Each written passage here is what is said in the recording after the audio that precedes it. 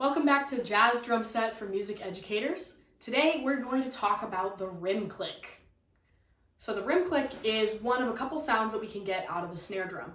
It's a little bit less common than just hitting it dead center, but we use it a lot, especially in a jazz setting. It's common in a bossa nova, in lots of Latin or Latin adjacent grooves, and anytime you want a slightly more quiet or pared back drum sound. The difference between a good rim click and a subpar rim click is largely in hand and stick placement. So we're going to talk about a couple of tips to help you or your students set up their hand so that they can get a great rim click every time. So for lots of folks, it's common to see people turn their stick around and use the butt end of the stick on the rim when they're playing their rim click like this. Now, something that's good to remember, especially for those of us who have younger students, is you can get a pretty good rim click without ever turning the stick around.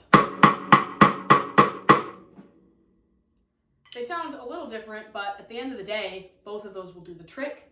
And that saves your kids from having to learn to spin the stick around and dropping things, delaying their transition into the groove if they have to go back and forth. We want to hold our stick just like we normally would, with about an inch of stick coming out the back, hand in a relaxed, regular position. Then we're going to plant our hand down on the drum, making sure to get full contact between that bottom part of your hand and the drum head, as well as either your knuckles or your fingers, depending on whether you like to spread your fingers out or keep them underneath. It'll look like this. For me, I keep my first finger and thumb in a pinch so I can easily lift the stick, and I anchor with my other three fingers. And then you hinge from the hand or the wrist with the butt of your stick being your contact point, as well as the back of your hand, up and down. Now, the other thing we need to keep in mind to get a good sound is where our hand winds up on the drum. Generally speaking, on most drums, the best, loudest, most pure rim click sound happens when the butt of your stick is about an inch away from the rim of the drum. So if I get too close, my stick is now much closer than an inch to the rim. This is what we get. We get a lot more high overtones, there's not a lot of body to the sound, and we just get that not as satisfying click. Now on the other hand, if I scoop my hand way into the middle, we get this kind of a sound. We get a lot of body, but we don't get any of those upper tones that give you kind of almost that woodblock sound.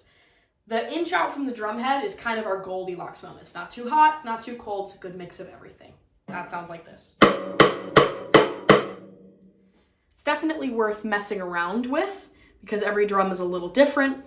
So you'll want to scoot your hand back and forth, playing rim clicks in a couple different places until you hear that sound. If you've listened to enough music, you'll know it when you hear it. So I'll demonstrate what that might look like.